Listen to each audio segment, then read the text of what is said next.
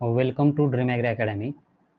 Hello friends, तर आज आपण पी जी ॲडमिशन 2024-25 जी प्रोसेस आहे ती इन डिटेल बघणार आहोत.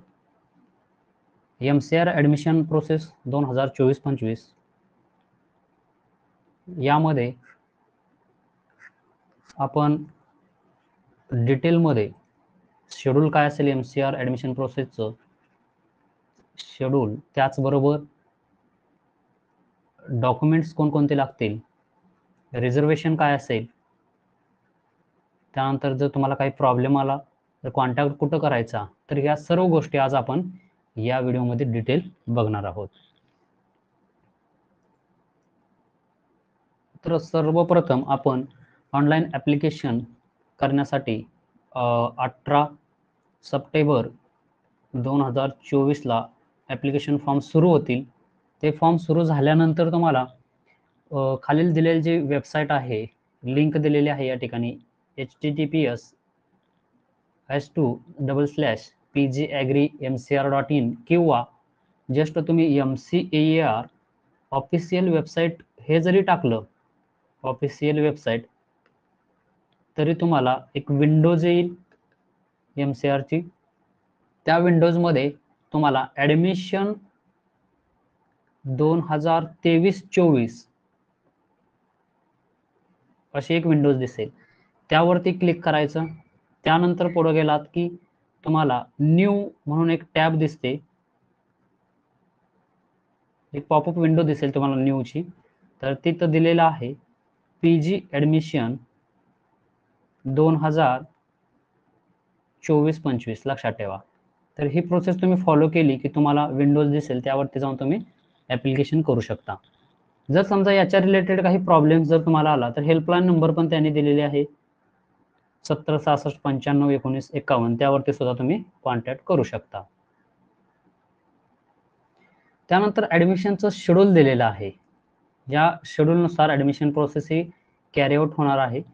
तर यामध्ये अवेलेबिलिटी ऑफ ऑनलाईन ॲप्लिकेशन आत्ताच सांगितल्याप्रमाणे जे फॉर्म आहेत ते 18 सप्टेंबर 2024ला स्टार्ट होतील आणि त्यांची जी लास्ट डेट असेल सबमिटिंग ऑनलाईन ॲप्लिकेशन फॉर्मची along with our uploading the scan copies of documents, ते आहे 30 सप्टेंबर 2024. म्हणजे 18 ते 30 साधारणतः 12 दिवस तुम्हाला ॲप्लिकेशनसाठी भेटतील.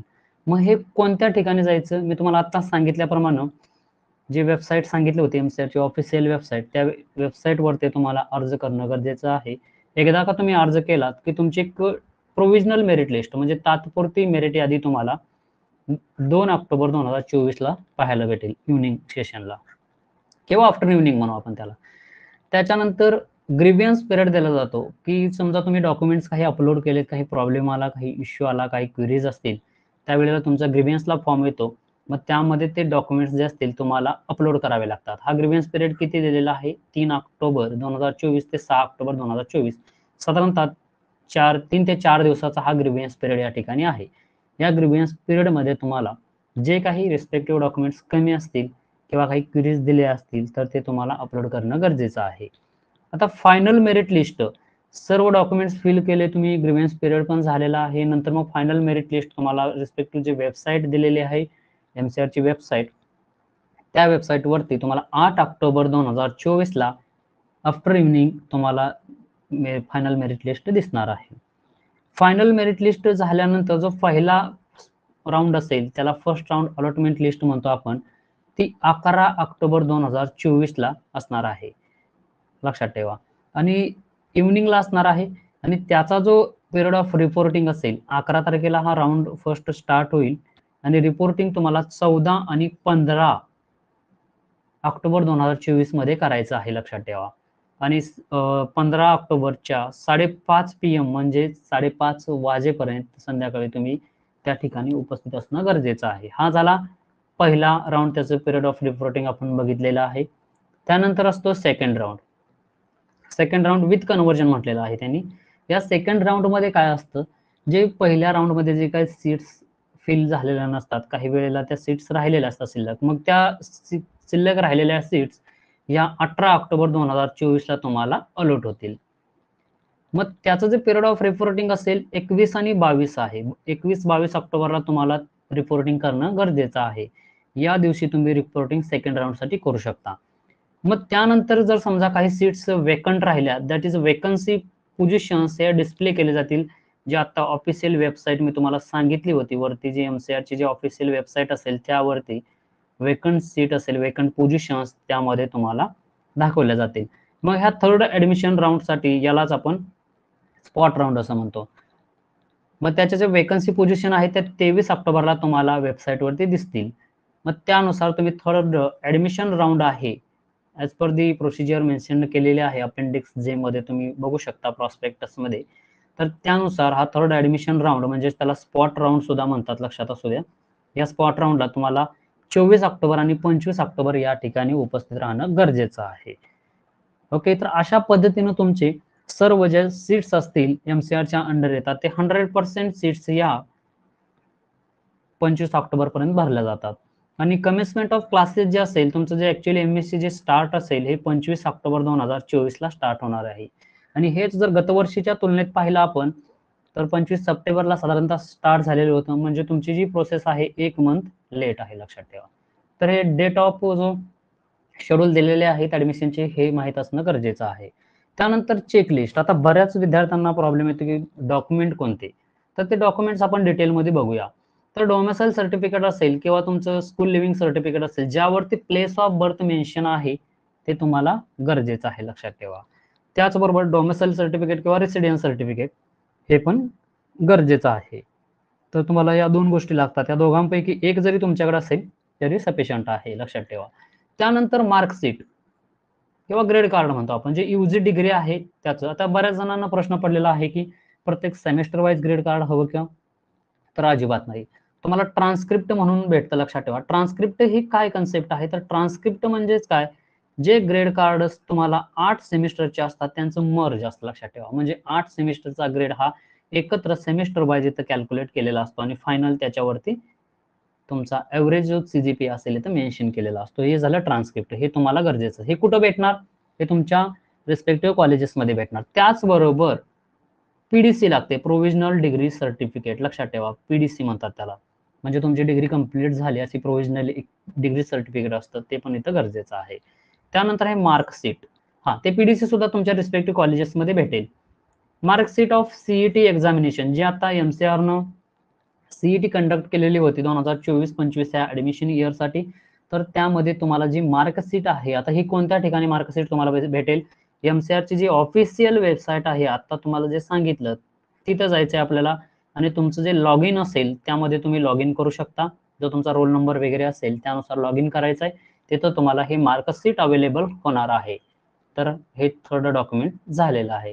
त्याच्यानंतर तुमचं जे कॉलेज असेल किंवा इन्स्टिट्यूट असेल ज्या ठिकाणी तुम्ही बीएससी ॲग्री केलेली आहे तिथून लिव्हिंग किंवा ट्रान्सफर सर्टिफिकेट हे तुम्हाला भेटत असतं, लक्षात ठेवा.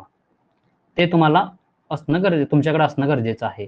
आपण मार्कशीट बघितलं यूजी डिग्रीचं, नंतर ना सीईटी एक्झामिनेशनचं बघितलेलं आहे, नंतर ट्रान्सफर सर्टिफिकेट किंवा लिव्हिंग सर्टिफिकेट म्हणजे दाखला म्हणतो आपण त्याला, एलसी किंवा टीसी म्हणतात त्याला. आता बोनाफाईड सर्टिफिकेटचा काही इश्यू आहे मग इथं.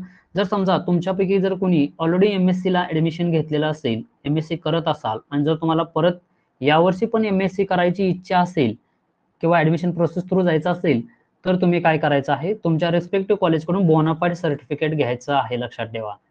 ओके, आणि ते तुम्ही तिथं अपलोड करायचं आहे. टीसी वगैरे तुम्हाला येणार नाही तिथं, तर काय येईल, बोनाफाईड सर्टिफिकेट येईल, ते अपलोड करायचं आणि ज्यावेळेला ऍडमिशन होईल त्यावेळेला तुम्ही तो टीसी देणं गरजेचं आहे. त्यानंतर आहे कास्ट सर्टिफिकेट. आता कास्ट सर्टिफिकेट मध्ये जर बघितलं आपण वेगवेगळ्या कास्ट दिलेल्या आहेत. एससी असेल, एसटी, व्हीजे ए असेल, एनटी बी असेल, सी असेल, एनटी डी असेल किंवा ओबीसी असेल, एनटी डी आहे, किंवा मग स्पेशल बॅकवर्ड क्लास असेल आणि नवीन जे आलेले आहे social and educational backward class, CBC म्हणतो आपण. तर या ज्या काही कास्ट आहेत यांना कास्ट सर्टिफिकेट कंपल्सरी केलेलं आहे. मग आता एक्सक्लूड कोण आहे, याच्या व्यतिरिक्त ओपन असेल त्यांना कास्ट सर्टिफिकेटची गरज नाहीये, ईडब्ल्यूएस असेल त्यांना कास्ट सर्टिफिकेटची गरज नाही, त्यांना ईडब्ल्यूएस सर्टिफिकेट असतं, लक्षात ठेवा. म्हणजे जनरल म्हणतो आपण, ओपन जे असतात ते जनरल मध्ये येतात. त्याच्यानंतर कास्ट व्हॅलिडिटी कोणाकोणाला लागते, सर्वांना कास्ट व्हॅलिडिटी लागते. कोण कोण आहेत जे आता वरती आपण बघितले, SC, ST, VJA, NTB, NTC, NTD असेल किंवा OBC असेल, SBC असेल आणि SCBC असेल, या सर्वांना कास्ट व्हॅलिडिटीची गरज आहे. मग आता प्रॉब्लेम येतो SCBC वाल्यांचा, त्यांचं कास्ट सर्टिफिकेट अवेलेबल नाहीये. मग सध्या काय करायचं, तर त्यांनी जे रिसिप्ट असेल ते अपलोड करायचं आहे. लक्षात ठेवा, तुम्ही जे कास्ट व्हॅलिडिटी काढण्यासाठी दिलेली असेल, बरोबर, तर ती जी रिसिप्ट असेल तुम्हाला या ठिकाणी अपलोड करायची आहे. त्याला आपण टोकन असं म्हणतो.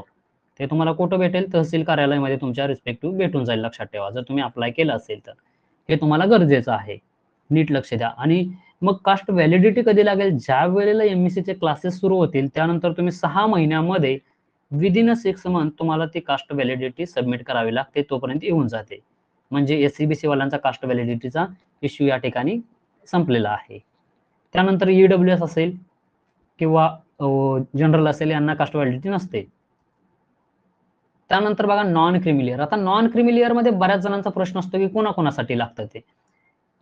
तर जेवढ्यावरती कास्ट मेन्शन केल्यास त्या सर्वांनाच लागतं, एक्सेप्ट बघा त्यामधून माफी कुणाला आहे, तर SC असेल, ST असेल, त्यानंतर असेल EWS, ओके,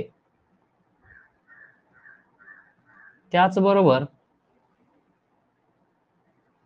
ओपन असेल, जनरल म्हणतो आपण त्याला, यांना नॉन क्रिमिलियर लागत नाही. जर SCBC असेल त्यांना लागतं. लक्षात ठेवा. ते कोणतं पाहिजे, 31 मार्च 2025 चं व्हॅलिड असलेलं पाहिजे. लक्षात ठेवा, तिथपर्यंत व्हॅलिड पाहिजे ते. त्यानंतर जे आहे आता EWS सर्टिफिकेट, इकॉनॉमिकल विकर सेक्शनला 10% आपल्याला माहिती आहे रिझर्वेशन आहे, तर ते EWS सर्टिफिकेट 2024-25 चं ओपन कॅटेगरी म्हणजे विद्यार्थी येतात ज्यांचं उत्पन्न 8 लाखापेक्षा कमी आहे, त्यांच्यासाठी हे सर्टिफिकेट आहे. त्यानंतर आहे फ्रीडम फायटर. जे आता फ्रीडम फायटरचं जे सर्टिफिकेट आहे, जनरली ज्यांचे पॅरेंट्स, ग्रँड पॅरेंट्स वगैरे फ्रीडम फायटर होते त्यांच्याकडून हे सर्टिफिकेट येत असतं किंवा ॲफिडेव्हिट असतं फ्रीडम फायटरचं, ज्यांच्याकडे असेल त्यांनी हे अपलोड करू शकता. त्यानंतर आहे सर्टिफिकेट ऑफ डिफेन्स पर्सोनेल, म्हणजे DP म्हणतो आपण त्याला. बऱ्याच जणांनी बघितलं असेल मागच्या वर्षीचं जे ऍडमिशन असेल तिथं DP वगैरे रिझर्वेशन दिलेलं असतं.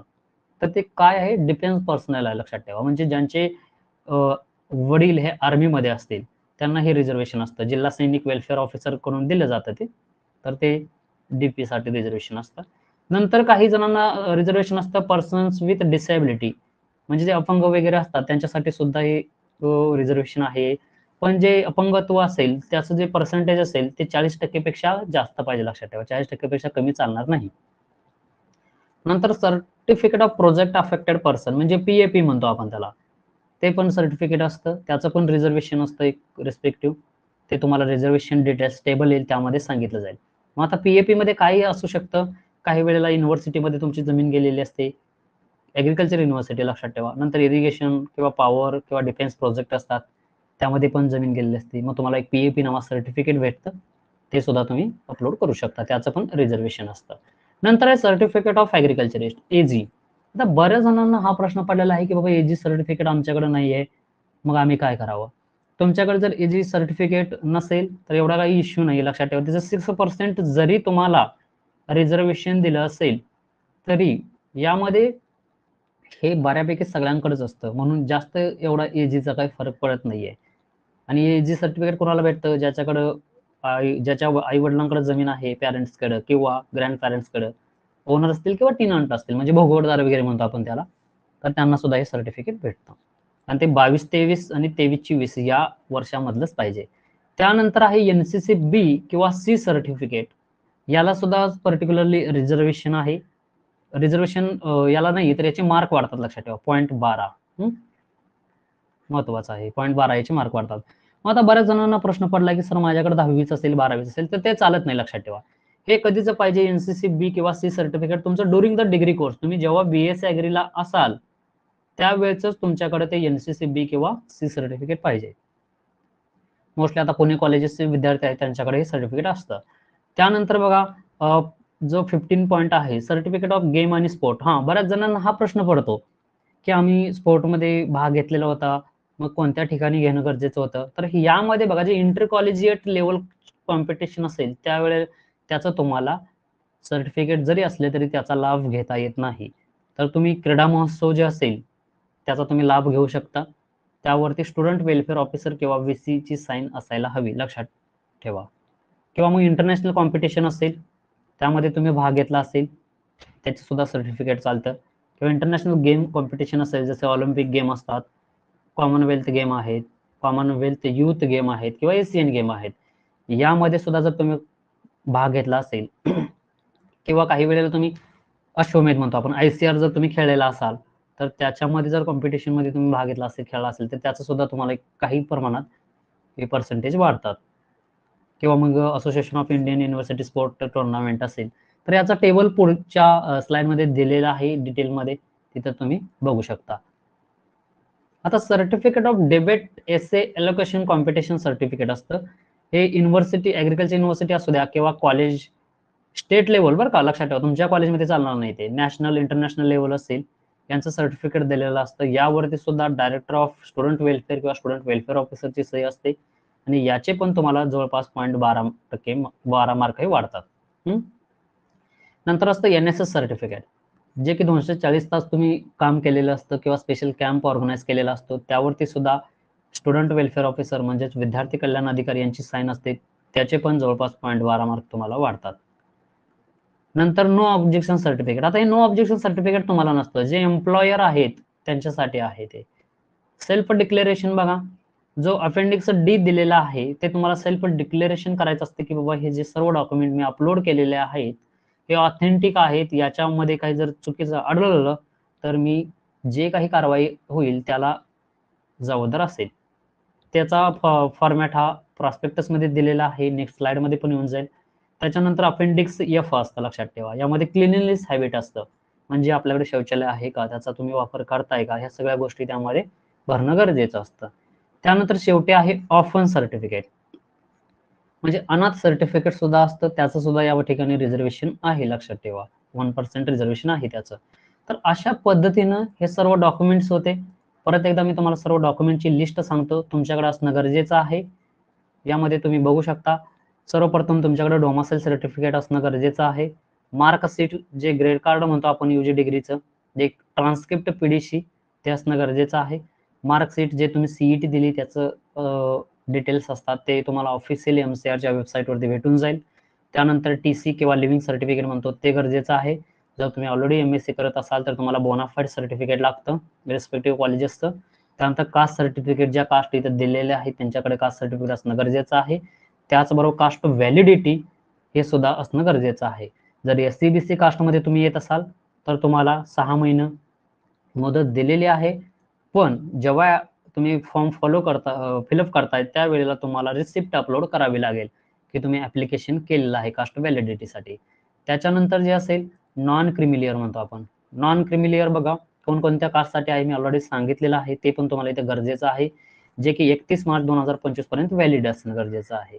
त्यानंतर EWS सर्टिफिकेट, जे ओपन कॅटेगरीमध्ये येतात, ज्यांचं उत्पन्न 8 लाखापेक्षा कमी आहे त्यांना हे सर्टिफिकेट गरजेचं आहे. ज्यांच्याकडे फ्रीडम फायटर सर्टिफिकेट असेल ते पण तुम्ही अपलोड करू शकता, नसेल तर तुम्हाला त्याचं रिझर्वेशन भेटणार नाही. काही वेळेला डिफेन्स पर्सनल असतं, आर्मीमध्ये जे असतात त्यांच्या पाल्यांसाठी असतं हे, त्याचं पण रिझर्वेशन आहे. नंतर PWD म्हणजेच पर्सन्स विथ डिसेबिलिटी असेल त्याचं पण रिझर्वेशन आहे. नंतर PAP प्रोजेक्ट अफेक्टेड पर्सन, त्यांचं सुद्धा रिझर्वेशन आहे. जर तुमच्याकडे हे डॉक्युमेंट असतील तर निश्चित अपलोड करा. त्यानंतर आपण जर बघितलं सर्टिफिकेट ऑफ ॲग्रिकल्चरिस्ट, AG सर्टिफिकेट बऱ्यापैकी सगळ्यांकडे असतं, ते 2022-23 आणि 23-24चं पाहिजे, हे तुम्ही लक्षात असायला हवं, लक्षात ठेवा. नंतर NCC B किंवा C सर्टिफिकेट असेल ड्युरिंग कॉलेज, लक्षात ठेवा, म्हणजेच BSc ॲग्रीच्या वेळेस जे सर्टिफिकेट किंवा जे तुम्ही NCC केली असेल त्याचं सर्टिफिकेट इथं चालणार आहे. त्यानंतर क्रीडा महोत्सव असेल किंवा अश्वमेध तुम्ही खेळला असाल तर ह्या सगळ्या सर्टिफिकेट यापैकी एखादं सर्टिफिकेट असेल तर तुम्ही अपलोड करू शकता. तुमच्या कॉलेज लेवलचे सर्टिफिकेट चालत नाही, लक्षात असू द्या. त्यानंतर सर्टिफिकेट ऑफ डेबेट, काही वेळेला तुम्ही डेबेट असेल, वादविवाद स्पर्धा, एसे असेल, निबंध स्पर्धा वगैरे भाग घेतलेला असतं, त्याचं बी सर्टिफिकेट असेल तर तुम्ही अपलोड करू शकता. आणि NSS सर्टिफिकेट बऱ्यापैकी सर्वांकडे असतं तर ते तर निश्चितच अपलोड करावं लागेल. नो ऑब्जेक्शन सर्टिफिकेट आपल्याकडे नसतं कारण एम्प्लॉयर नाही आपण. त्यानंतर self declaration appendix D next slide मध्ये आहे, ते पण आपल्याला अपलोड करायचं आहे. नंतर अपेंडिक्स F हे पण दिलेलं आहे नेक्स्ट स्लाइड मध्ये, ते सुद्धा आपल्याला अपलोड करायचं आहे. आणि ऑफन सर्टिफिकेट मोस्टली ज्यांच्याकडे असेल त्यांनी अपलोड करा, नसेल तर नो इश्यू. अशा पद्धतीनं डॉक्युमेंट हे गरजेचे असतात. आता अपेंडिक्स डीचा जर आपण विचार केला, यामध्ये काय असतं, जे सेल्फ डिक्लेरेशन आहे, अपलोडेड ओरिजिनल डॉक्युमेंट्स, म्हणजे हे डॉक्युमेंट्स मी जे अपलोड केलेले आहे ते ओरिजिनल डॉक्युमेंट्स आहेत, यामध्ये काहीही फॉल्स इन्फॉर्मेशन नाही. जर असेल तर ज्या काही पनिशमेंट होतील इंडियन पेनल कोडनुसार, तर मी त्याला ऍप्लिकेबल असेल असं या ठिकाणी उल्लेख असतो. यामध्ये ऍप्लिकंट्स फोटो, तुमचा इथं फोटो, पासपोर्ट साईज फोटो इथं अपलोड करायचा आहे किंवा इथं पेस्ट करायचं आहे. त्याच्यानंतर तुमचं नाव, फॉर एक्झाम्पल तुमचं नाव जे असेल या ठिकाणी तुम्हाला नाव लिहिणं गरजेचं आहे. इन डिटेल का सांगतोय, कारण तुम्हाला फॉर्म भरताना काहीही अडचण यायला नको म्हणून रिस्पेक्टिव्ह तुमचं इथं नाव लिहिलं. आता हे जे तुमचं नाव असेल, तुम्ही सन असाल किंवा डॉटर असाल, रिस्पेक्टिव्ह जे असेल ते इथं लिहायचं आहे. आणि तुमचे जे पॅरेंट्स असतील त्यांचं इथे एज लिहायचं आहे. नंतर ऑक्युपेशन जे काही असेल ते तुम्ही ऑक्युपेशन लिहायचं आहे, जसं फार्मिंग. नंतर रेसिडेंट ऑफ, तुम्ही ज्या ठिकाणी राहतात तिथला पत्ता इथं टाकायचा आहे. आणि जर आधार क्रमांक जर असेल तुमच्याकडे 1 2 3 व्हॉट एव्हर जे काय असेल तो इथं आधार क्रमांक इथं लिहायचा आहे. आणि शेवटी तुमचं जे प्लेस असेल ते प्लेस इथं तुम्ही फिल करणं गरजेचं आहे. डेट साधारणतः जर समजा तुम्ही 19 तारखेला फॉर्म भरणार असाल तर 19 तारखेची तर डेट तुम्हाला मेन्शन करावी लागेल, 19 सप्टेंबर 2024. आणि ऍप्लिकंटचे सिग्नेचर, म्हणजे तुमची जी सिग्नेचर असेल ते तुम्ही इथं करणं गरजेचं आहे. आणि तुमचं जे नाव असेल ते नाव तुम्हाला इथं लिहावं लागेल, लक्षात ठेवा. तर अशा पद्धतीनं अपेंडिक्स डी दिलेलं आहे, एकदम इझी प्रोसेस आहे. त्यानंतर आहे अपेंडिक्स एफ. आता अपेंडिक्स एफ काय सांगताय, तर यामध्ये बघा मी ऑलरेडी सांगितल्याप्रमाणे जे क्लिनलीनेस ऑफ हॅबिट आहे, म्हणजे तुम्ही स्वच्छ राहतात की नाही त्याच्याबद्दल इन्फॉर्मेशन असते.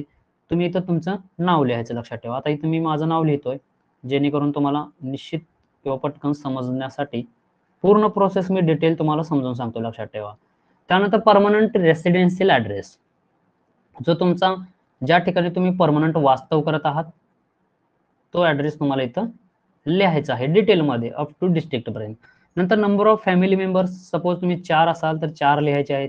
नंतर युटिलायझेशन ऑफ टॉयलेट वगैरे जे असेल, क्लिनलीनेस वगैरे, तर सर्वच लिहायचे आहेत, लक्षात ठेवा. 4च्या 4 जरी तुम्ही वापरत नसाल तरी पण इथं लिहायचं आहे. नंतर अवेलेबिलिटी ऑफ टॉयलेट यसच करायचं आहे, नो अजिबात लिहायचं नाहीये. नंतर जर नसेल अवेलेबल तर इथे लिहायचं रिझन, शक्यतो अवेलेबलच आहे प्रत्येकाकडे. बिफोर फूड तुम्ही हँड वॉशचा यूज करता, यसच लिहा. विथ सोप, साबणानेच वापर करतोय. नंतर टॉयलेटला जाताना सुद्धा वापरतोय. नंतर विथ सोप, सगळं यसच करायचं, चुकूनही नो करायचं नाही, लक्षात ठेवा. डेट 19 सप्टेंबर 2024 ला समजा आपण फॉर्म भरतोय, मग इथं रिस्पेक्टिव्ह तुमचे जे सिग्नेचर असेल ते सिग्नेचर येऊन जाईल. अशा पद्धतीनं अपेंडिक्स एफ हा फॉर्म आपण भरलेला आहे. हे तुम्हाला डिटेल का सांगतो, तर एवढे डॉक्युमेंट्स तुम्हाला फॉर्म भरताना गरजेचे आहेत. ओके. आता रिझर्वेशनचा जर विचार केला, बरेच जण म्हणतात की बाबा आम्हाला रिझर्वेशन किती आहे. जर समजा तुम्ही शेड्यूल्ड कास्ट मध्ये येत असाल, आपण एससी म्हणतो त्यांना, तर त्यांच्यासाठी 13% रिझर्वेशन, लक्षात ठेवा. आता 13% म्हणजेच काय, जर समजा 100 जागा असतील तर त्यातल्या 13 जागा ह्या तुम्हाला एससी कास्ट साठी असणार आहेत, लक्षात ठेवा. जनरली मग 10 असतील तर 1.3 असं होणार ते. आता शेड्यूल्ड ट्राईब्स असेल एसटी, त्यांच्यासाठी 7%. विजे विमुक्त जाती ए म्हणतो आपण, त्यांच्यासाठी 3% आहेत, म्हणजे 100ला 3 जागा. नंतर जे एनटीबी असेल, नॉमॅडिक ट्राईब्स म्हणतो आपण त्याला, त्यांच्यासाठी 2.5% आहे. आणि एनटीसी असेल त्यांच्यासाठी 3.5% जागा आहेत. आणि एनटीडी असेल त्यांच्यासाठी 2% जागा या ठिकाणी दिलेल्या आहेत. आता ओबीसी जे असतील, अदर बॅकवर्ड क्लास, त्यांच्यासाठी 19% जागा आहेत, म्हणजे 100 जर जागा असतील त्यामधल्या 19 जागा ह्या ओबीसी विद्यार्थ्यांसाठी असतील. आता इकॉनॉमिकली वीकर सेक्शनसाठी 10% आहेत. आणि यानंतर आता नवीन एक ऍड झालेला आहे एससी बीसी, लक्षात ठेवा. म्हणजेच काय आहे ते, socially and economically backward class, त्याचे 10%, म्हणजे जवळपास 70% रिझर्वेशन यावर्षीपासून झालेलं आहे. नंतर चिल्ड्रन ऑफ फ्रीडम फायटर, त्याचे 2% असतात. नंतर जर समजा हँडिकॅप असाल, पीएच वगैरे जर असेल, लो विजन, हिअरिंग इम्पेअरमेंट वगैरे, कधी कधी लोकोमोटरी डिसेबिलिटी वगैरे असतो, तर त्याच्यासाठी 5% रिझर्वेशन आहे. नंतर चिल्ड्रन ऑफ डिफेन्स पर्सनल असेल, एक्स सर्व्हिसमॅन असेल, त्यांच्यासाठी 2% रिझर्वेशन आहे आर्मीवर, बघितले आपण. नंतर ना प्रोजेक्ट अफेक्टेड पर्सन जे असतील, त्यांचे चिल्ड्रन असतील, त्यांच्यासाठी 4% रिझर्वेशन आहे, पीएपी म्हणतो आपण. आणि एजी जे सर्टिफिकेट होतं ऍग्रिकल्चरिस्ट, त्यांच्यासाठी 6% रिझर्वेशन आहे. आणि फिमेलसाठी 30% रिझर्वेशन आहे, लक्षात ठेवा. आणि जे कॅन्डिडेट्स अदर स्टेट्स मधले असतील, जे ओएस कोटा आहे त्यांच्यासाठी 2%, आणि जे ऑफन म्हणजे अनाथ असतील त्यांच्यासाठी 1% रिझर्वेशन आहे. तर अशा पद्धतीने हे रिझर्वेशन दिलेलं आहे. यामध्ये कमी जास्त होऊ शकतं.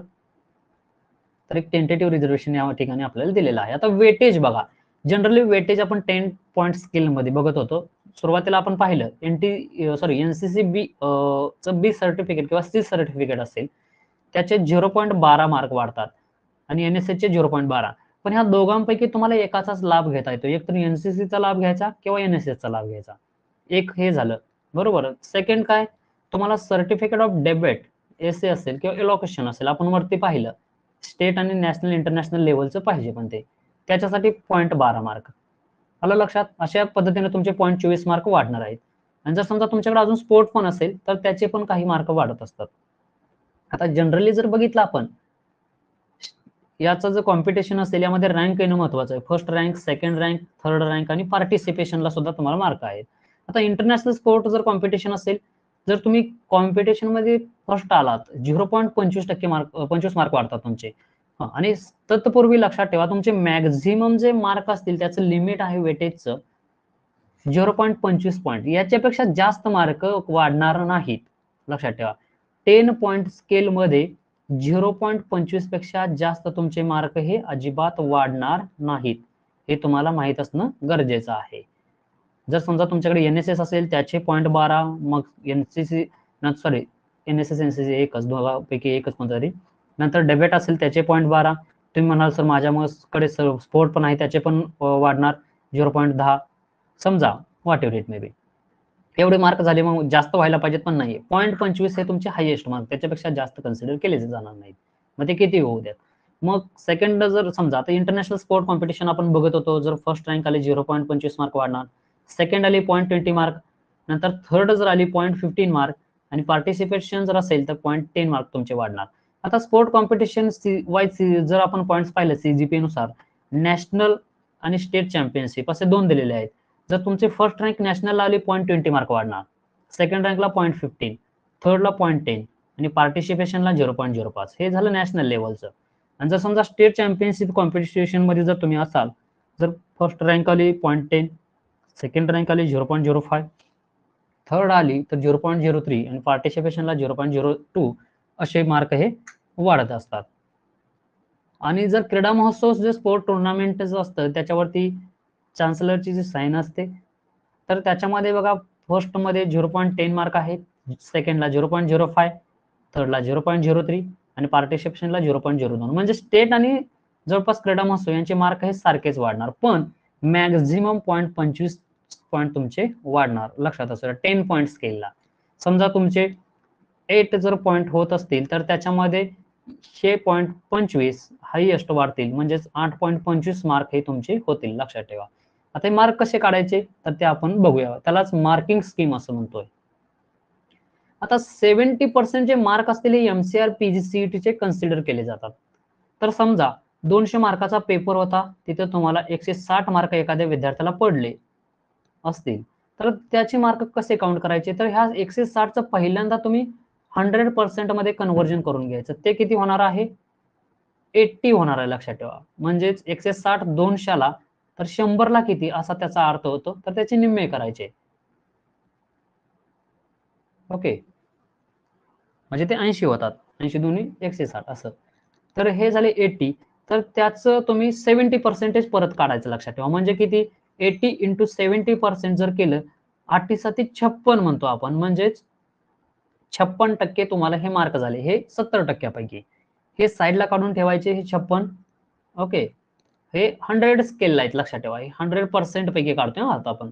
आता 30% ऑफ सीजीपीए, काही जणांचा सीजीपीए 8 असतो. आता मोस्टली सगळ्यांचा सीजीपीए हायएस्ट असतो, बऱ्यापैकी 8 आहेच. 8 हे नॉर्मल झालेलं आहे आता. मग त्याचं जर सीजीपीए बघितला आपण, याचं 30% म्हणजेच आपण 8 त्रिक 24 म्हणतो, म्हणजे हे 24% झाले तुमचे, हे 30%पैकी. म्हणजे 56 प्लस 24 हे झाले तुमचे 6 4 10, 5 2 7 1 8, म्हणजे हे 80% तुम्हाला झाले 100% पैकी. मग आता ह्याला परत 10 पॉईंट स्केल मध्ये आपण कन्व्हर्जन करत असतो, म्हणजे 8 झाले बघा हे, आलं लक्षात. आणि तिथले मार्क तुमचे जर समजा एनएसएस तुमच्याकडे होतं, हे 80 झाले. एनएसएस असेल 0.12 वाढणार, तुम्ही कुठं एनसीसी असेल तर दोघांपैकी एक कन्सिडर होणार, एनएसएस किंवा एनसीसी. जर तुम्ही एलोक्वेशन किंवा डिबेटमध्ये भाग घेतला त्याचे पॉईंट 12, अशा पद्धतीने हे 24 वाढले. जर तुमच्याकडे स्पोर्ट पण असेल त्याचे रिस्पेक्टिव्ह मार्क आपण वाढणार, मागच्या स्लाइडमध्ये बघितलेले आहेत. मग हे 24 मार्क वाढले तर मॅक्झिमम तुमचे 25 मार्क वाढतात, लक्षात ठेवा. 8.25 हे तुमचे मॅक्झिमम मार्क होणार. आणि तुमच्याकडे एवढंच असेल, आता जनरली बऱ्यापैकी फक्त तुमच्याकडे एनएसएस असतं तर तुमचे 8.12 मार्क होणार. तर अशा पद्धतीने कन्व्हर्जन ही मार्किंग स्कीम असणार आहे आणि यावरती तुमचं जे जे फायनल मेरिट असेल ते ठरणार आहे. आता अदर वेटेजेस सुद्धा आहेत, आपण बघितलेले आहेत, जे रिझर्वेशन असतील ऍज पर दी स्टेट गव्हर्नमेंट गाईडलाईन्स नुसार बघितलेले आहेत. ऑफन वगैरे बघितलं होतं आपण, एससी एसटी वगैरे, ते रिझर्वेशन सुद्धा तुम्हाला इथं अवेलेबल असणार आहे. बरोबर. आता हे बघत असताना मिनिमम कट ऑफ सुद्धा बघणं गरजेचं आहे, कारण बऱ्याच जणांना मार्क हे कमी असतात. तर ओपन कॅटेगरीसाठी तुम्हाला 55% मार्क हे असणं गरजेचं आहे, म्हणजे 5.5 च्या वरती पाहिजेत. सीईटीचे टोटल लक्षात ठेवा. आता हे टोटल 8.12 आलेले आहेत, म्हणजे ऑब्व्हियसली हे 5.5 च्या वरती आहेत, हे इलिजिबल आहे.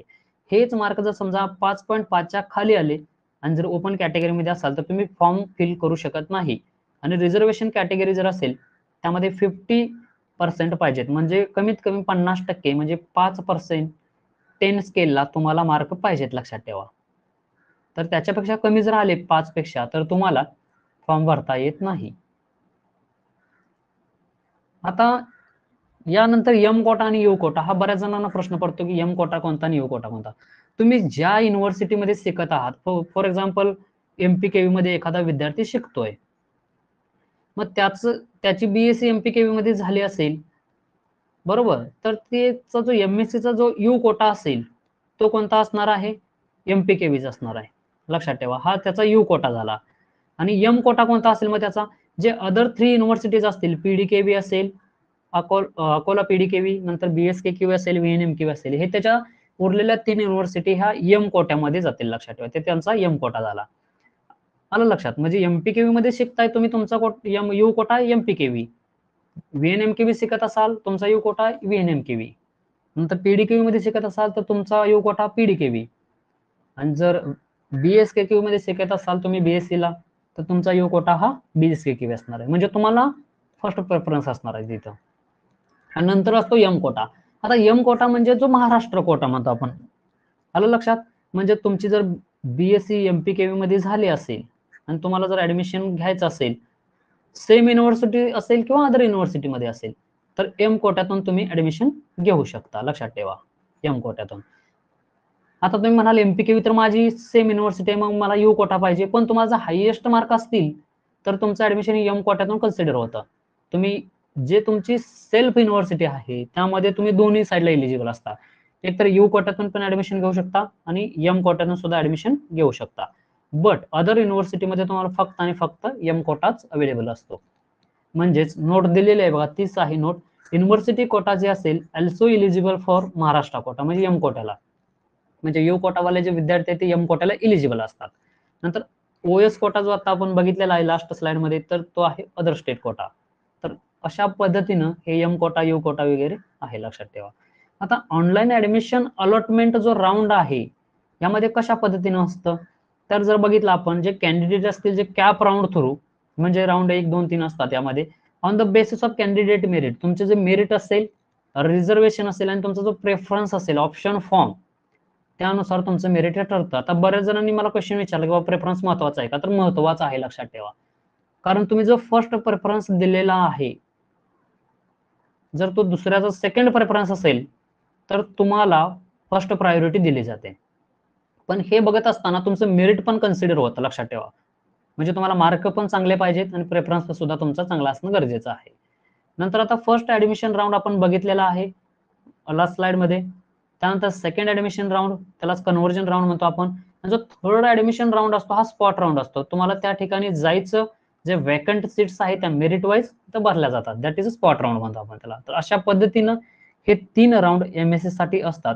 लास्ट इयरला एक शेवटी थर्ड राऊंड नंतर 1 महिन्यानंतर परत जे जागा एमटी राहिल्या होत्या त्याच्यासाठी एक राऊंड राबवला होता, तो यावर्षी सुद्धा राबवतील मे बी. आता गव्हर्नमेंट किंवा जे university granted summary of fees असेल, म्हणजे बऱ्याच जणांना प्रश्न पडतो की फीज किती आहे, मग आम्ही ऍडमिशन घ्यायचं तर मग फीज किती आहे, तर फी सुद्धा तितकीच महत्वाची आहे. तर आता इथं फी जी दिलेली आहे, समरी ऑफ फीज, हे फक्त ग्रँटेड युनिव्हर्सिटी म्हणजे गव्हर्नमेंट कॉलेजेससाठी आहे. आता प्रायव्हेट एमएससी जर बघितली फक्त बारामतीलाच आहे, त्याची फी नेक्स्ट स्लाइड मध्ये आहे. आता बघा कॉलेजेस फी एक्सक्लुडिंग हॉस्टेल, लक्षात ठेवा हे फक्त कॉलेजेसची फी दिलेली आहे. आता जर कॉन्स्टिट्यूएंट किंवा जे एडेड कॉलेज म्हणजेच आता जर ग्रँटेड कॉलेज असतील त्यांच्यासाठी मास्टर डिग्रीसाठी वेगळी फी आहे, एमबीए आणि एमएस ऍग्री बायोटेक्नॉलॉजीसाठी सेपरेट फी आहे बघा, जे की एमबीए ऍग्री आणि एमएस ऍग्री बायोटेक्नॉलॉजीसाठी सेम फी आहे. जर पहिल्या सेमिस्टरचा विचार केला आपण मास्टर डिग्रीसाठी 18,800 इतकी फी आहे. नंतर सेकंड जे असेल त्याची जी फी आहे ते 10,700 सेकंड सेमिस्टरला. ते जर एमबीए ऍग्रीचा विचार केला बायोटेक्नॉलॉजी वगैरे त्यांची 18,300 पहिल्या सेमिस्टरला आहे आणि सेकंड सेमिस्टरला 10,200 इतकी आहे. तीच जर फी आपण बघितली नेक्स्ट किल्ला रोहा रायगडला जे पीएचटी आहे पोस्ट हार्वेस्ट टेक्नॉलॉजी, त्यामध्ये जर मेरिट बेसिसवरती तुम्हाला ऍडमिशन भेटलं असेल तर त्या ठिकाणी पहिल्या सेमिस्टरला तुम्हाला 35,800 आणि सेकंड सेमिस्टरला 27,700 इतकी फी आहे, एक्सक्लुडिंग हॉस्टेल. यामध्ये हॉस्टेल नाही, लक्षात ठेवा. हॉस्टेलचे विथ हॉस्टेल नेक्स्ट स्लाइड मध्ये तुम्हाला कॅल्क्युलेशन दिलं जाईल. त्यानंतर स्पॉन्सर जे कॅन्डिडेट असतील जे मॅनेजमेंट टाईप असतात, पोस्ट हार्वेस्ट टेक्नॉलॉजी किल्ला रोहा रायगड मध्ये आहे, त्यांची फी वेगळी आहे. तर ते 1,35,800 आहे फर्स्ट सेमला, सेकंड सेमला 1,27,700 आहे. आता एमएस ऍग्री बायोटेक्नॉलॉजी व्हीएनएमके परभणीमध्ये जर तुम्ही करणार असाल मेरिट बेसिसवरती तुमचं नाव असेल मेरिट लिस्ट मध्ये, तर तुम्हाला फर्स्ट सेमला 25,800 आहे आणि सेकंड सेमिस्टरला 17,700 आहे, हे परभणीमध्ये आहे. तेच जर तुम्हाला एमएस ऍग्री बायोटेक्नॉलॉजी ऍट व्हीएनएमके परभणीमध्ये करायचं असेल ऍज अ स्पॉन्सर कॅन्डिडेट, म्हणजेच तुम्ही वेगळी काही नॅशनल लेवल एंट्रन्स टेस्ट दिलेली असेल बायोटेक्नॉलॉजीसाठी, जसं CSIR वगैरे कंडक्ट करत असतात किंवा UGC वगैरे, त्यांची जर तुम्ही टेस्ट दिली असेल त्याच्यामधून हे ऍडमिशन असतात, तर त्यांची फी वेगळी आहे. 13,300 फर्स्ट सेमिस्टरला आणि सेकंड सेमिस्टरला 5,200 आहे. नंतर fees for MSc agri biotechnology at MPKV Rahuri असेल, पीडीकेव्ही अकोला आणि बीएसकेव्ही दापोली यांची सेम आहे. ती किती आहे? 30,800 पहिल्या सेमिस्टरला आणि सेकंडला 22,700 आहे. जर तुम्ही एमबीए ऍग्री पुण्यामध्ये करणार असाल तर किंवा नागपूरमध्ये पीडीकेव्ही अकोलाच्या अंडर आहे, दोनच ठिकाणी दिलेलं आहे, तर तिथली जी फी आहे ते 60,800 पहिल्या सेमिस्टरला आणि सेकंड सेमिस्टरला 52,700 इतकी फी आहे. आणि जर तुम्ही एमबीए ऍग्री व्हीएनएमकेव्ही परभणीच्या अंडर लातूरला करणार असाल तर तिथली फी आहे 35,800 पहिल्या सेमिस्टरची आणि 27,700 सेकंड सेमिस्टरची, लक्षात ठेवा. म्हणजे इथे फी कमी आहे कम्पेअर टू एमपीकेव्ही आणि पीडीकेव्हीच्या. नंतर फीज जी असेल एमबीए ऍग्रीची व्हीएनएमके परभणी लातूर फिमेल कॅन्डिडेटसाठी, पाठीमागची ही मेल कॅन्डिडेटसाठी होते 35,800 आणि 27,700. जर फिमेल कॅन्डिडेट असतील त्यांची फी वेगळी आहे, 30,800 आणि 22,700 पहिल्या आणि सेकंड सेमिस्टरला रिस्पेक्टिव्हली इथे दिलेली आहे. नंतर जर बघितलं आपण college fees with hostel fees, म्हणजे हॉस्टेल सोबत किती फी येणार आहे ते आपण बघणार आहोत. आता यामध्ये जर आपण पाहिलं जे गव्हर्नमेंट कॉलेज असतील, जे कॉन्स्टिट्यूएंट एडेड कॉलेज म्हणतो आपण त्याला, त्याच्यासाठी मास्टर डिग्रीला म्हणजे एमएससी प्रोग्रामसाठी एमएससी ऍग्री एमएससी हॉर्टी वगैरे आणि MBA agri MSc agri biotechnology separate दिलेले आहे. तर एमएससी ऍग्रीसाठी मास्टर डिग्रीसाठी बघा पहिल्या सेमिस्टरला 29,800 आहे. तुम्ही म्हणाले आता ही फी एवढी कुठून आली, तर यामध्ये 11,000 ऍड झालेले आहेत. ते कशाचे आहेत बघा, पाठीमागची जी फी होती जे आपण बघितलेले 18,800 त्याच्यामध्ये एक्झॅक्टली 11,000 इथं ऍड झालेले आहेत. तर ते कशाची फी? ही हॉस्टेलची फी आहे. मग तुम्ही म्हणाल हॉस्टेलची 11,000 आहे का? नाहीये. तर हॉस्टेलची जी फी आहे ते 6,000 पर सेमिस्टर तुम्हाला हॉस्टेलची फी आहे. मग उरलेले 5,000 काय असतात, तर त्यामध्ये 3,000 हा क्वेश्चन मनी असतो, तो तुमच्याकडून घेतला जातो क्वेश्चन मनी, आणि 2,000 हे मेस डिपॉझिट असतं. तुम्ही जरी कॉलेजची मेस लावली नाही तरी ते मेस डिपॉझिट हे घेतातच. आणि हे कधी भेटतं तुम्हाला? हे रिटर्नेबल अमाऊंट आहे. जेव्हा तुमची एमएससी कंप्लीट होईल तुम्हाला हे रिटर्न भेटतं, लक्षात ठेवा. हे तुम्हाला रिटर्न भेटतं, हे रिटर्नेबल अमाऊंट आहे. जरी तुम्ही मध्ये सोडून गेलात तरी सुद्धा तुम्हाला ते रिटर्न भेटतं. त्यामुळे ते फी कॉलेजला सोडायची नाही, ते रिटर्न तुम्ही परत घ्यायची. किती? 5,000 रुपये आहे ते. त्यानंतर बघा 16,700 यामध्ये सेकंड सेमिस्टरला एक्झॅक्टली 6,000 ऍड झाली बघा, म्हणजे 10,700 प्लस 6,000 म्हणजे सेकंड सेमिस्टरला फक्त 6,000. म्हणजे तुम्हाला आलं असेल लक्षात, हे 3,000 आणि 2,000 हे पहिल्या सेमिस्टरला इथं ऍड होतात, कारण का क्वेश्चन मनी आणि मेस डिपॉझिट असतात ते. सेम MBA ॲग्रीसाठी 29,300 फर्स्ट सेमिस्टरला विथ हॉस्टेल आणि सेकंड सेमिस्टरला 16,200 विथ हॉस्टेल. हॉस्टेल यामध्ये ऍड आहे, लक्षात ठेवा. सेम जर बघितलं आपण मेरिट बेसिसवरती रायगडला PhD ला तुम्ही ऍडमिशन घेता किल्ला रोहाला, तर त्यामध्ये 48,486 पहिल्या सेमिस्टरला आणि सेकंड सेमिस्टरला 33,700 विथ हॉस्टेल आहे, लक्षात ठेवा. नंतर पोस्ट हार्वेस्ट टेक्नॉलॉजी जर तुम्ही स्पॉन्सर्ड कॅन्डिडेट म्हणून जर ऍडमिशन घेत असाल, ॲज मॅनेजमेंट टाईप आहे ते रायगडमध्ये PhD ला, तर त्याची फी वाढते 1,48,486 आणि 1,33,700 फर्स्ट अँड सेकंड सेमिस्टरला रिस्पेक्टिव्हली फी दिलेली, म्हणजे 1-1 लाख रुपये डायरेक्ट वाढतात ते मॅनेजमेंट टाईपमध्ये, एक्स्ट्रा पैसे घेतात इथं विथ हॉस्टेल, लक्षात ठेवा. त्यानंतर बायोटेक्नॉलॉजी जर तुम्ही VNMQ परभणीमध्ये करणार असाल MSc ॲग्री बायोटेक मेरिट बेसिसवरती, म्हणजे तुमचं लिस्टमध्ये नाव असेल तर त्याची फी 36,800 आहे आणि 23,700 दिलेली आहे MBA सेकंड सेमिस्टरला बायोटेक्नॉलॉजीसाठी. नंतर MSc ॲग्री बायोटेक्नॉलॉजी तुम्ही VNMQ परभणीमध्ये करणार असाल, जसं तुम्ही नॅशनल लेवल काही एंट्रन्स टेस्ट दिलेली असेल किंवा बायोटेक्नॉलॉजी अदर काही टेस्ट दिले असतील, त्याच्या थ्रू ॲडमिशन असतात ते. पहिल्या सेमिस्टरला 28,700, सेकंडला 15,500 आहे, first sem and second sem with hostel, लक्षात ठेवा. त्यानंतर MSc agri biotechnology MPKU Rahuri, PDKV Akola आणि दापोली यांची फी सेम आहे, 41,800 फर्स्ट सेमला आणि सेकंड सेमिस्टरला 27,800 विथ हॉस्टेल आहे याच्यामध्ये पण. नंतर MBA ॲग्री जर बघितलं आपण पुण्यामध्ये आणि PDKV अकोला नागपूरला ते आहे MBA ॲग्री, त्याची फी जर बघितली आपण 31,800 फर्स्ट सेमिस्टरला आणि 58,700 सेकंड सेमिस्टरला विथ हॉस्टेल आहे हे. नंतर फीज ऑफ MBA ॲग्री जर बघितलं आपण लातूरला मेल कॅन्डिडेटसाठी 46,800 फर्स्ट सेमला आणि सेकंड सेमला 33,700 आहे विथ हॉस्टेल. आणि जर फिमेल कॅन्डिडेट्स असतील लातूरमध्ये, त्यांना MBA ॲग्रीसाठी 41,800 फी आहे फर्स्ट सेमला विथ हॉस्टेल आणि 28,700 सेकंड सेमिस्टरला विथ हॉस्टेल. तर अशा पद्धतीने एक फी स्ट्रक्चर गव्हर्नमेंट कॉलेजेसचं दिलेलं आहे. आता जे प्रायव्हेट कॉलेजेस आहेत, नॉन ग्रँटेड कॉलेजेस आहेत, त्यांची जी फी बघायची झाली तर आपण नेक्स्ट स्लाइडमध्ये बघूया. तर हे फक्त कॉलेजेस जे असेल प्रायव्हेट, सध्या MSc फक्त शरदचंद्रजी पवार ॲग्रिकल्चर कॉलेज बारामतीला आहे, त्यामध्ये MSc ॲग्री आहे, MSc हॉर्टी आहे आणि MBA ॲग्री आहे. सगळ्यांसाठी कॉमन फी आहे 1,06,000, लक्षात ठेवा. इयरली फी दिलेली आहे.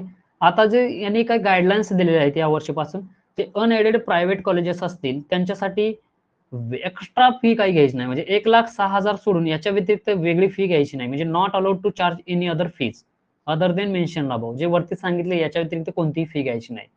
हे तुमची चार्जेस आहेत किंवा फी आहे, लक्षात ठेवा, एक्सक्लुडिंग हॉस्टेल. नंतर अनएडेड कॉलेज जे असतील त्याच्यामध्ये अॅन्युअल फीज हे 2 सेमिस्टर म्हणजेच इक्वल अमाऊंट मध्ये, पहिल्या सेमिस्टरला हाफ फर्स्ट सेमला आणि सेकंड सेमिस्टरला हाफ, अशा पद्धतीने तुम्ही हे फी भरणं गरजेचं आहे. आणि हॉस्टेल फी अनएडेड जे प्रायव्हेट कॉलेजेस असतील सेम ठेवायचे त्यांना पण हॉस्टेल फीज. गव्हर्नमेंट कॉलेजेसला जेवढी फी आहे तेवढीच हॉस्टेलला फी ठेवायची, दॅट इज 6,000 पर सेमिस्टर, याच्यापेक्षा जास्त फी आकारू शकत नाहीत ते. नंतर no separate fee structure for quota. Management कोट्यासाठी बऱ्याच ठिकाणी जर बघितलं आपण एक्स्ट्रा फी घेतली जाते, तर त्यामध्ये मॅनेजमेंट कोट्याला सुद्धा सेम फी आहे 1,06,000, याच्या व्यतिरिक्त फी घेतली जाणार नाही, असं MCRचे जे प्रॉस्पेक्टस आहे त्यामध्ये इन्फॉर्मेशन दिलेली आहे. त्यानंतर आहे आता पोस्ट ग्रॅज्युएट इनटेक कॅपॅसिटी किती आहे, तर यामध्ये थोडेसे ऍडिशन झालेलं आहे. MSc ॲग्रिकल्चर साठी जर बघितलं आपण MPKU राहुरीमध्ये 308 जागा आहेत, MSc हॉर्टीसाठी 34 जागा आहेत. त्यानंतर MSc ॲग्रिकल्चर बायोटेक्नॉलॉजीचा विचार केला आपण 8 जागा आहेत आणि MTech ॲग्रिकल्चर इंजिनिअरिंगच्या 16 जागा, MBA ॲग्रीच्या 60 जागा, अशा टोटल 426 जागा ह्या राहुरीमध्ये आहेत MPKU राहुरीमध्ये. आणि जर PDKV अकोलाचा विचार केला आपण MSc ॲग्रीच्या 277 जागा आहेत, त्या MSc हॉर्टीच्या 37, MSc फॉरेस्ट्रीच्या 34, त्याच्यानंतर MSc बायोटेक्नॉलॉजीच्या 12, MTech ॲग्रिकल्चर इंजिनिअरिंगच्या 30 आणि MBA ॲग्रीच्या 30 जागा, अशा टोटल 400 जागा, म्हणजे सेकंड मोस्ट युनिव्हर्सिटी जर बघितली आपण PDKV अकोला आहे. त्यानंतर VNMQ परभणी 250 जागा आहेत MSc ॲग्रीच्या, MSc हॉर्टीच्या 37, MTech फूड टेक्नॉलॉजीच्या 15, नंतर बायोटेक्नॉलॉजीच्या 8 आणि MTech ॲग्रिकल्चर इंजिनिअरिंगच्या 16 जागा आहेत आणि जे होम सायन्स म्हणतो आपण त्याच्या 12 जागा आहेत आणि MBA ॲग्रीच्या 35 जागा, अशा टोटल 373 जागा ह्या आपल्याला VNMQ परभणीच्या अंडर पाहायला भेटतील. BSKKB दापोलीमध्ये जर पाहिलं आपण MS ॲग्रीच्या 63 जागा, हॉर्टीच्या 32 जागा, फॉरेस्ट्री या ठिकाणी ऍड झालेला आहे, जे की PDKB अकोला आणि BSKKB दापोली या दोनच ठिकाणी आहे ते, त्याच्या 8 जागा दिल्या तिथं. त्यानंतर फिशरीज फक्त दापोलीच्या अंडर आहे, त्याच्या 28 जागा आहेत. नंतर MSc ॲग्रिकल्चर बायोटेक्नॉलॉजी 4 जागा आहेत दापोलीच्या अंडर. त्याच्यानंतर एमटेक ॲग्रिकल्चर इंजिनिअरिंगच्या 24 जागा आणि शेवटी PhDच्या रोहा किल्ला रायगडला जागा आहेत, 189 जागा आहेत अशा टोटल मास्टर्सच्या. नंतर बघा जर तुम्ही MSc ॲग्रिकल्चरच्या टोटल जागा किती आहेत मग 898 जागा हे MSc ॲग्रीसाठी आहेत चारही युनिव्हर्सिटी अंडर. MSc हॉर्टीसाठी 140 जागा आहेत. MSc फॉरेस्ट्रीच्या 22 जागा जे की PDKB अकोला आणि BSKKB दापोली या दोनच ठिकाणी मध्ये आहेत. नंतर जे फिशरी सायन्स आहे MSc त्याच्या 28 जागा फक्त दापोलीच्या अंडर आहेत. एमटेक फूड टेक्नॉलॉजी फक्त VNMKV परभणीच्या अंडर आपल्याला पाहायला भेटते 15 जागा. नंतर MSc ॲग्रिकल्चर बायोटेक्नॉलॉजीच्या टोटल 32 जागा आहेत चारही युनिव्हर्सिटी अंडर. ॲग्रिकल्चर इंजिनिअरिंगच्या 86 जागा आहेत टोटल. होम सायन्स फक्त परभणीला आहे 12 जागा आहेत. MBA ॲग्री तीनही युनिव्हर्सिटीमध्ये आहे, MPKB असेल, अकोला असेल आणि परभणी असेल, 125 जागा आहेत. नंतर पोस्ट हार्वेस्ट फक्त दापोलीच्या अंडर आहे 30 जागा. अशा टोटल मास्टरच्या 1388 म्हणजेच 1388 जागामध्ये आपल्याला MSc हे करता येते. आता हेच डिटेल दिलेलं आहे, आपण काही डिटेल बघणार नाही एवढं, तर तुम्ही वाचून घ्या. ॲग्रोनॉमीसाठी बघा टोटल 109 जागा आहेत चारही युनिव्हर्सिटी अंडर. तर डायरेक्ट आपण आकडा बघूया. GPBच्या 91 जागा आहेत चारही युनिव्हर्सिटी अंडर. प्लांट फिजिओलॉजीचा विचार जर केला आपण 28 जागा आहेत आणि सीड सायन्स अँड टेक्नॉलॉजीच्या 14 जागा आहेत. यामध्ये बघा 4 जागा कमी झालेल्या आहेत, तिथं 9 जागा होत्या PGI MPKB राहुलला, तर तिथे 5च केलेल्या आहेत सीड सायन्सच्या. त्यानंतर ॲग्रिकल्चर इकॉनॉमिक्स जे आहे याच्या जागा टोटल हे 96 जागा आहेत चारही university under. Agriculture extension education याच्या 102 जागा आहेत. आता इथं स्टार दिलेला आहे. स्टार म्हणजेच काय बघा, BSc जे होम सायन्सचे विद्यार्थी असतील ते सुद्धा इलिजिबल आहेत ॲग्रिकल्चर एक्सटेन्शन एज्युकेशन साठी, लक्षात ठेवा. त्यानंतर ॲन्युअल MSc करण्यासाठी त्यांची जर BSc होम सायन्स मध्ये असेल तर ते सुद्धा इलिजिबल आहेत एक्सटेन्शन एज्युकेशन मध्ये MSc करायला. त्याच्यानंतर animal husbandry and dairy science, livestock management and dairy science असं सेपरेट दिलेलं आहे यांनी. तर लाईव्हस्टॉकच्या जागा ज्या आहेत त्या 50 आहेत आणि डेअरीच्या 43 आहेत. एंटोमॉलॉजी जर जागा बघितल्या आपण टोटल त्याच्या 106 जागा आहेत चारही युनिव्हर्सिटी अंडर. प्लांट पॅथॉलॉजीच्या 98 जागा आहेत आणि मायक्रोबायोलॉजीच्या जवळपास 18 जागा आहेत आणि सॉइल सायन्सच्या 107 जागा आहेत चारही युनिव्हर्सिटी अंडर. बायोकेमिस्ट्रीच्या 9 जागा आहेत, त्या सर्वच्या सर्व MPKB राहुरीमध्ये आहेत. नंतर इरिगेशन वॉटर मॅनेजमेंटच्या 9 जागा आहेत, त्याही पूर्ण राहुरीच्या अंडर आहेत. ॲग्रिकल्चर मेट्रोलॉजीमध्ये बघा 18 जागा आहेत, पुणे आणि परभणीच्या अंडर आहेत. आता जर बीटेक ॲग्रिकल्चर इंजिनिअरिंगचे जे विद्यार्थी आहेत ते सुद्धा मेट्रोलॉजीमध्ये MSc साठी इलिजिबल आहेत. अशा पद्धतीने एक समरी ऑफ वेकन्सीज दिलेले आहेत. आता इन डिटेल जर बघा ॲग्रिकल्चर बघितलं आपण, आता हॉर्टीच्या जागा किती आहेत. हॉर्टीच्या जागा ह्या चारही युनिव्हर्सिटीमध्ये मिळून फ्रूट सायन्सच्या 15, व्हेजिटेबल सायन्सच्या 51, फ्लोरिकल्चर लँडस्केपिंगच्या 26, प्लांटेशन स्पायसेस मेडिसिनल ॲरोमॅटिक क्रॉपच्या 8, अशा टोटल आपल्याला 140 जागा आहेत. यामध्ये तुम्हाला MSc हॉर्टिकल्चर मध्ये MSc करता येते 140 जागांमध्ये. आता एमटेक फूड टेक्नॉलॉजीच्या 15 जागा आहेत ज्या की परभणीच्या अंडर आहेत, फक्त राहुरीमध्ये होत्या त्या सध्या बंद आहेत. त्याच्यानंतर बघा MSc फॉरेस्ट्री जर बघितलं आपण, दोनच युनिव्हर्सिटी अंडर आहे, एक अकोला आहे आणि दुसरं दापोली. अकोल्याच्या अंडर आहेत 14 जागा आणि दापोलीच्या अंडर 8 जागा, अशा टोटल 22 जागा दिलेल्या आहेत फॉरेस्ट्रीच्या. त्यानंतर MSc आपण फिशरी सायन्स म्हणतो, तर ते जवळपास 28 जागा या ठिकाणी दापोलीच्या अंडर उपलब्ध आहेत. त्यानंतर जर आपण बायोटेक्नॉलॉजीचा विचार केला तर MPKB राहुरीच्या अंडर 8 जागा, PDKB अकोलाच्या अंडर 12 जागा, परभणी अंडर जे लातूरला कॅम्पस आहे त्याच्यामध्ये 8 जागा आणि दापोलीच्या 4 जागा, अशा 32 जागा ह्या टोटल ॲग्रिकल्चर बायोटेक्नॉलॉजीच्या आहेत. आता एमटेक ॲग्रिकल्चर इंजिनिअरिंग च्या जागा किती आहेत, तर टोटल बघा आपण जर बघितलं MPKB मध्ये 16, PDKB मध्ये 30 आणि VNMKV परभणीमध्ये 16 आणि BSKKB दापोलीमध्ये 24, अशा पद्धतीने टोटल 86 जागा आहेत जे बीटेकचे विद्यार्थी असतील त्यांना एमटेक करता येतं. त्यानंतर MBA ॲग्रीच्या जर जागा बघितल्या आपण, पुण्यामध्ये 30 आहेत MPKB राहुरीच्या अंडर आणि बारामतीमध्ये 30 ह्या ऍडिशन झालेल्या आहेत आणि नागपूरमध्ये 30 आहेत आणि VNMKV परभणीच्या अंडर चाकूर लातूर जवळ कॉलेज आहे त्याच्यामध्ये 125 टोटल जागा आहेत. म्हणजे तिथं चाकोरला 35 म्हणजे अशा टोटल 125 जागा आहेत. एवढ्यात तुम्ही MBA करू शकता. आणि पोस्ट हार्वेस्ट टेक्नॉलॉजीचा जर विचार केला आपण, जे BSK किंवा दापोलीच्या अंडर रोहा कॉलेज पाहिलं होतं रायगडमध्ये येतं ते, त्यामध्ये बाय कॅप तुम्ही 18 जागामध्ये ऍडमिशन घेऊ शकता आणि फॉर स्पॉन्सर्ड कॅन्डिडेट्स आहेत त्याच्या 12 जागा आहेत. अशा टोटल 30 जागा, म्हणजे 30 जागामध्ये आपल्याला तिथे MSc करता येते. तर अशा पद्धतीनं उपलब्ध जागा आपण बघितलेल्या आहेत. होम सायन्स जे असेल ते परभणीच्या अंडर आहे, त्याच्या टोटल 12 जागा आहेत. आता यामध्ये ऍडिशनल जर इन्फॉर्मेशन पाहायची म्हटलं तर यामध्ये जे 20% सीट्स आहेत त्या रिझर्व्ड आहेत. लक्षात ठेवा, मॅनेजमेंट कोट्यासाठी. कुठं? जे Sharadchandraji Pawar college of agriculture Baramati आहे, या ठिकाणी MPKच्या अंडर येते हे कॉलेज. तर तिथं 20% जागा ह्या मॅनेजमेंट कोट्यासाठी उपलब्ध आहेत आणि त्यांची फी सुद्धा लक्षात ठेवा, फीज सुद्धा सेम आहे मॅनेजमेंट कोटा आणि merit quota. The candidates from final merit list are eligible for the management quota. जे कॅन्डिडेट लिस्टमध्ये होते ते इलिजिबल आहेत मॅनेजमेंट कोट्यासाठी. आता हे झाले इन्फॉर्मेशन सर्व. आता याच्या व्यतिरिक्त जर समजा नोडल ऑफिसर्स दिलेले आहेत, PG डिग्री ऍडमिशन प्रोसेस 2024-25 आहे, यामध्ये एखाद्याला जर काय अडचण आली, रिस्पेक्टिव्ह कॉलेजेसमध्ये काय अडचण येत असेल तर तुम्ही रिस्पेक्टिव्ह नोडल ऑफिसरला कॉल करू शकता. जसं की राहुरीमध्ये जर काही अडचण आली तर भानगे सरांना तुम्ही कॉल करू शकता, इथे नंबर दिलेला आहे. नंतर ना बघा इथं नीट दिलेलं आहे, व्यवस्थित वाचा. MSc agri, MSc horti, MSc agri biotechnology. राहुरीमध्ये काय प्रॉब्लेम आला तर फक्त यांना कॉल करायचा. MSc agri, MSc horti, MBA agri पुण्यामध्ये काय प्रॉब्लेम आला तर या सरांना म्हणजे पाटील सरांना कॉल करायचा. हा नंबर दिलेला आहे. आणि जर कोल्हापूरमध्ये MSc ऍग्री, MSc हॉर्टी आहे, तिथे काय अडचण आली तर रिस्पेक्टिव्ह इथं शिंदे मॅडमांना कॉल करायचा आहे. नंतर MSc ऍग्री, MSc हॉर्टी धुळ्यामध्ये काय प्रॉब्लेम आला तर या सरांना कॉल करायचा आहे, भाऊसर सरांना. MTech ऍग्रिकल्चर इंजिनिअरिंग मध्ये काय प्रॉब्लेम आला तर इथे नलावडे सरांना कॉल करायचा आहे राहुरीमध्ये. नंतर पुण्यामध्ये सेम नंबर दिलेला आहे, यांना कॉल करू शकता तुम्ही MSc ऍग्री साठी. बारामती बरं का, सॉरी पुण्यामध्ये नाही, ते बारामतीमध्ये जे दिलेला आहे नंबर त्यांना कॉल करू शकता. नंतर MSc हॉर्टीसाठी बारामतीचा नंबर वेगळा आहे. MBA ऍग्रीसाठी बारामतीमध्ये यांना कॉल करू शकता तुम्ही. MSc agri, MSc horti, forestry, agriculture biotechnology, MTech Akola जे आहे सगळ्यामध्ये एक कॉमन नंबर दिलेला आहे दोरकर सरांचा, त्यांना तुम्ही कॉल करू शकता.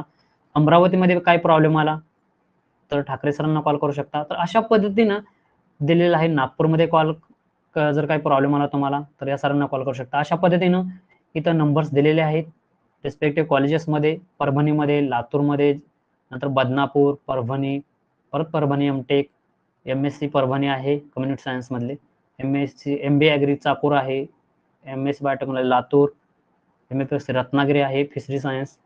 नंतर दापोलीमध्ये MSc agri, MSc agri biotechnology, MTech agriculture Dapoli, MSc forest Dapoli, MSc horti Dapoli, नंतर MSc post harvest technology Raigad Roha. तर रिस्पेक्टिव्ह जे टीचर्स दिलेले त्यांना तुम्ही कॉल करू शकता. म्हणजे इतकी सोपी प्रोसेस आहे.